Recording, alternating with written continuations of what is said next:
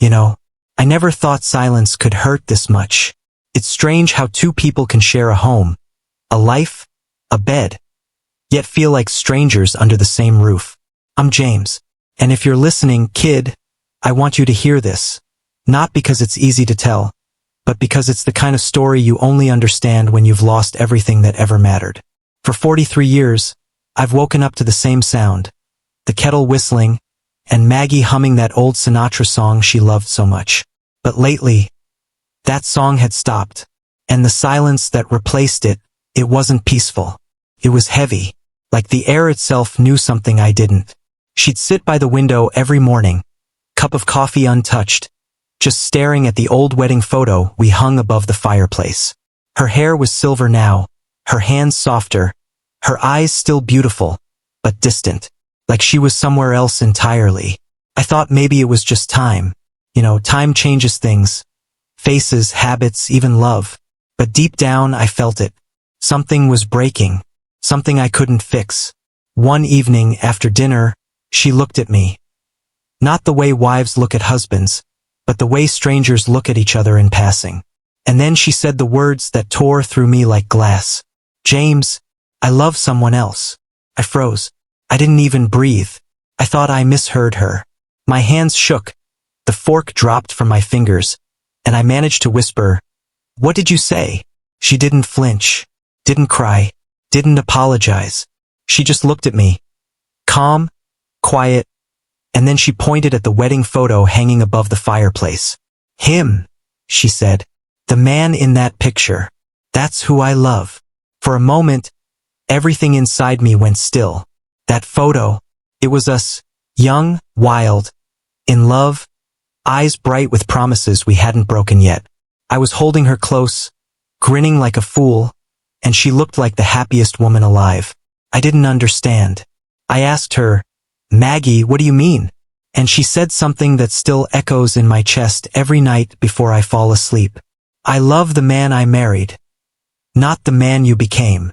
That hit me harder than any betrayal could. Because she wasn't in love with another person. She was in love with a memory. A version of me that no longer existed. Grandpa looks down, voice breaks slightly. "You know, kid, people think cheating only happens when there's another body in the room. But sometimes, betrayal is invisible.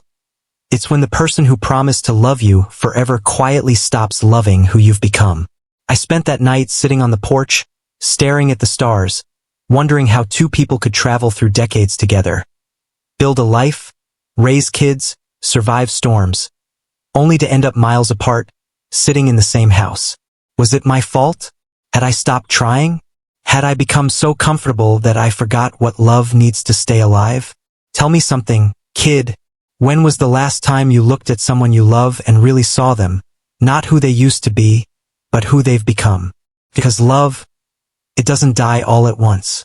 It fades piece by piece, every time we stop noticing the small things. If you've ever lost someone, not because they left, but because time changed you both, stick around. You need to hear what happened next, because that night, I found something I never expected. Hidden behind that same wedding photo. Behind that frame, there was a letter she had hidden for years, and inside it, was the truth that would change everything I thought I knew about my marriage. That night I couldn't sleep. Her words, "I love the man in that photo," kept echoing in my mind like a broken record. Every time I closed my eyes, I saw that younger version of me. The man with dreams still alive in his eyes. The man she said she loved. It hurt because she was right. Somewhere along the years, I'd stopped being that man. Bills, work, disappointments. They'd all chipped away pieces of me until what was left was someone tired, quiet, and small. But love shouldn't vanish just because time changes our faces. Should it? I sat there staring at that wedding photo for hours. The frame was old, the glass cracked in the corner, dust catching the moonlight. Something about it felt off. I don't know why I did it, but I took it off the wall. When I turned it over, I noticed a thin slit in the back, like the cardboard had been lifted before. My heart started racing. I slid my fingers inside, and there it was, a folded piece of paper, yellowed by time, tucked carefully behind our smiles. It wasn't new. It looked like it had been there for years. I unfolded it slowly, my hands trembling, and I saw her handwriting soft, looping cursive I'd known my whole life. At the top it said, "For James, if I ever forget to tell you, you ever hold something in your hands that you know will change you before you even read it?" That's what that letter felt like. I read it once, then twice, and by the third time I couldn't see through the tears. She'd written it 20 years ago, 20 years before she ever said she loved someone else. It started like this: "James, if someday I grow quiet, if I stop laughing the way I used to, please don't think I stopped loving you. Sometimes life makes us heavy, and we forget how to be the people we were when we first fell in love." Then the next line: "If you ever see me staring at our wedding photo, it's not because I miss the past. It's because I'm scared the man in that photo might be gone, and I don't know how to bring him back." I stopped reading there. My chest felt tight, my throat dry. All these years, I thought her silence was anger. I thought her distance was resentment. But it was fear. Fear of losing me, not the husband, but the person. You know, kid, we spend so much time trying to prove we're right in love, we forget to just be present.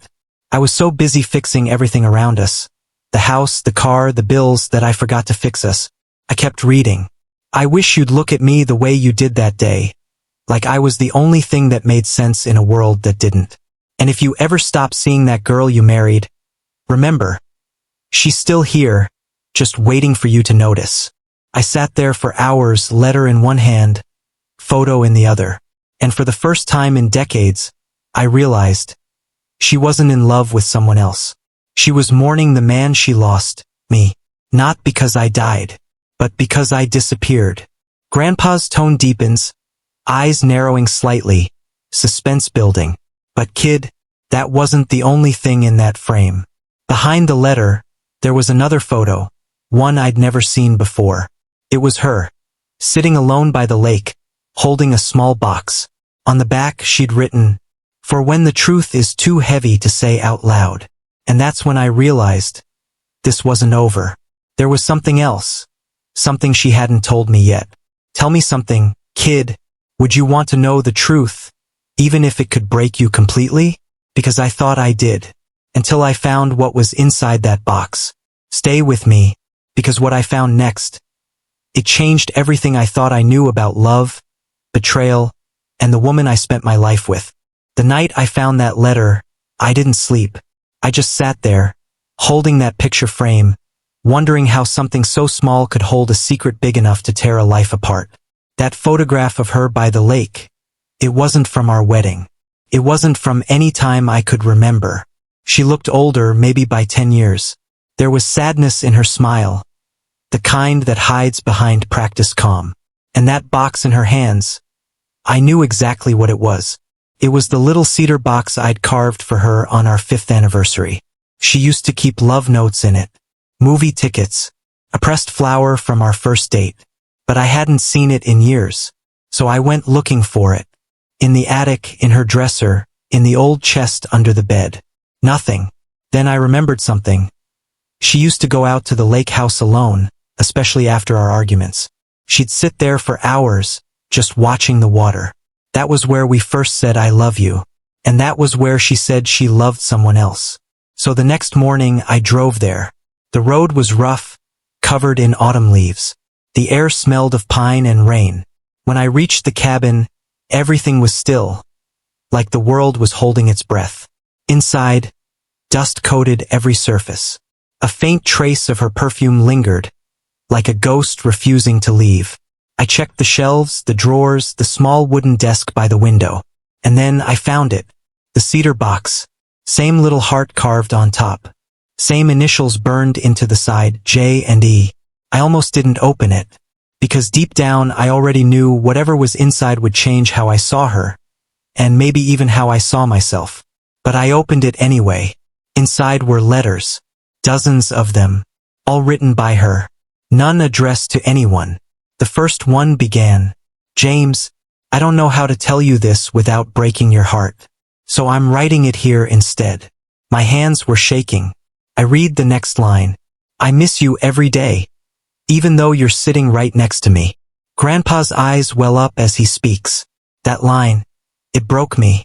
She wasn't writing to another man. She was writing to me, the man she'd lost even while I was still alive. She wrote about how I stopped laughing, how I stopped holding her hand, how I buried myself in work and came home too tired to ask her about her day. Then I found one letter that stopped me cold. I met someone today. He looked at me the way you used to. My heart sank. I almost couldn't read the rest. But when he spoke, it wasn't his voice I heard. It was yours from long ago. He reminded me of the man I fell in love with, the one who promised forever and meant it. That's when I realized what she meant all along. She didn't love another man. She loved the memory of me, the version that existed before life wore us both down. You know, kid, people don't fall out of love overnight. They fade, like colors left in the sun too long. But somewhere beneath the fading, the original color still exists. You just have to look close enough to see it. I reached the bottom of the box. One last envelope. Unopened. The handwriting was shaky, her final years. On the front it said, "For James, if I'm gone and you're still looking for me." I didn't open it there. Couldn't. I walked outside instead. The lake was still, a mirror of the gray sky, and for a second, I saw her reflection beside mine. Young again, smiling, holding my hand. You ever stand in the place where love began and feel like time's standing still, mocking you with everything you lost? That's what it felt like. Like I could almost hear her say, "Find me in the man you used to be." I drove home with that box beside me, unopened letter resting on top. And for the first time in years, I didn't feel angry, just empty, and ready to know the truth no matter how much it hurt. Tell me, kid, if you found a letter from someone you loved, someone who broke your heart, would you open it? Because what was written in that last letter changed everything. Took me 3 days to open that last envelope. 3 days of staring at it sitting on the kitchen table. Her handwriting staring back at me like a ghost that refused to leave. I'd wake up, make my coffee, sit across from it, and just look, like maybe if I waited long enough the words inside would change. But they never did. On the morning of the third day, I finally said to myself, "All right, Eleanor, I'm ready," and I tore it open. Inside was a single page. No date, no greeting, just her words, neat, careful, but trembling like she'd written it through tears. "James, if you're reading this, I'm gone. But I hope by now, you've found the man I fell in love with again. The man who used to believe love was worth fighting for." He pauses, voice breaking slightly. I had to stop reading. Even her handwriting felt alive. Every curve of a letter, every pause. Then came the part that crushed me. I didn't fall in love with another man. I fell in love with the memory of you. And I couldn't tell you that because I didn't want to hurt you. Not while you were still trying so hard to fix everything except yourself. Grandpa lowers his head, eyes filling up. She was right. I spent our whole life patching the walls, mending the car, painting the porch, but I never noticed the cracks forming in her. Then I read the last lines. "The man I said I loved, he wasn't real. He was the version of you I kept alive in my heart when I couldn't find him in your eyes anymore. But if you ever find this, James, know this, I never stopped loving you. I was just waiting for you to come back." Grandpa sits still for a long moment, looking directly into the camera. His eyes filled with tears that don't fall. You ever realize too late that someone wasn't walking away from you? They were walking away to you, trying to find the part of you that got lost somewhere along the way? That's what she was doing. All those years, all those fights, the silence at the dinner table, it wasn't hatred. It was mourning. She was grieving a love that was still alive but fading like an old photograph. That night I went back to the lake one last time. The sun was setting, orange spilling across the water like fire. I brought that letter with me. I sat on the old wooden dock, the boards creaking under my weight, and I read it again out loud. Not because I needed to hear it, but because I wanted her to. "You didn't lose me, Ellie," I said softly. "You just couldn't find me. But I'm here now. I'm right here. and for a second, I swear I felt her there. Like the wind paused just long enough to touch my face. Like the lake itself remembered her laughter. I folded that letter, kissed it once, and set it on the water. It drifted slowly, like it knew where to go. And when it was halfway across the lake, the sun hit it just right, and it looked like it was glowing. I whispered, "You were never the problem, Ellie." I was. That's when I noticed something glinting near the dock. Small, half buried in the mud. I reached down and pulled it out. It was an old locket, hers. I opened it. Inside was a tiny picture of me, and a scrap of paper folded so small I almost missed it. On it she'd written, "If he ever finds this, tell him I forgave him a long time ago. You see, kid, forgiveness isn't something you give once. It's something you keep giving, every day, until love feels lighter again." That night, I realized something I should have known decades ago. She never stopped loving me. She just stopped waiting for me to love myself. He sighs deeply, his eyes steady now. Peace beginning to replace the pain. You want to know the hardest part of growing old? It's realizing that sometimes, love doesn't die. It just gets quieter, until one day you realize it's been whispering to you all along. Tell me, kid, if love gave you a second chance, not to fix the past but to understand it, would you take it? Because what happened after that night wasn't the end of our story. After that night at the lake, I thought the story was over. I thought the letter, the locket, that was her final goodbye. But love, real love, it doesn't end with a letter. It leaves echoes. A week later, I got a call from an old friend, Father Thomas. He was the one who married us, back when we still believed life was going to be easy. He said, "James, I think there's something here you should have." So I drove down to the old church, the same one where we'd said I do under the creaking wooden beams. The place hadn't changed much. Same dusty light through stained glass, same smell of old books and candle wax. Father Thomas met me at the door, holding a small brown envelope.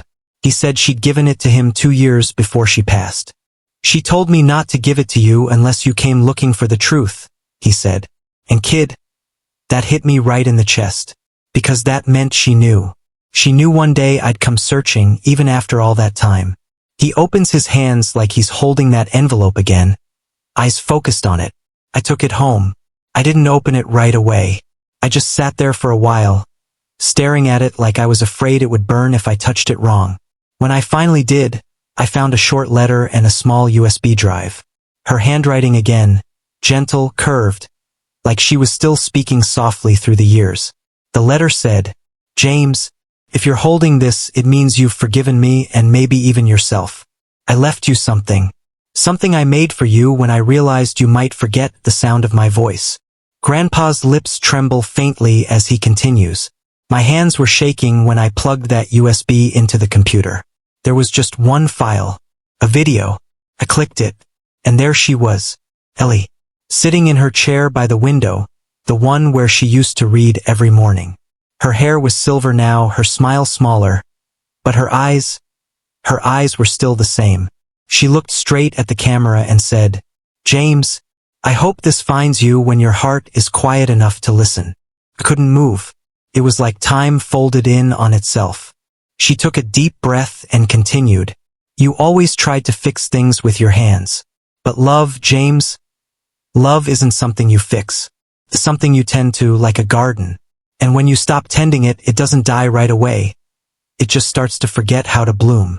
Grandpa's eyes glisten, his voice low and trembling. She smiled then, the kind of smile you give when you know you're saying goodbye. "If I ever said I loved someone else, it was never to hurt you. It was to wake you up, to remind you of who you were. Because the man I married, the man in that photo, he wasn't perfect. But he loved me loudly. And that's all I ever wanted." Then she leaned closer, as if whispering through the screen. "So if you're watching this, promise me one thing. Don't spend what's left of your life trying to fix the past. Spend it loving what's still in front of you." When the video ended, I just sat there, tears rolling down my face. The room felt both empty and full at the same time, like she'd never really left. I didn't realize it then, but she'd given me one last gift, a chance to start again. So I did. I went out the next morning and planted her favorite flowers by the porch, lilies. I painted the fence, fixed the swing, and for the first time in years I laughed. Not because I was happy, but because I finally understood her. She didn't leave me, kid. She led me back to myself. Every time the wind moves through those flowers, I swear I can hear her laugh again. And maybe that's her way of telling me she's still here. Just quieter now. You know, I once thought love was about holding on. But it's not. Love's about knowing when to let go, and still choosing to remember. Because sometimes the people we lose aren't really gone. They just live somewhere else, in every version of us they helped create. So if you ever find yourself staring at a photo and missing the person you used to be, remember, someone out there still loves that version of you. Maybe they're just waiting for you to find him again. Tell me, kid, have you ever lost someone, not to death, but to time? Because if you have, then you already know that real love never leaves. It just changes where it lives.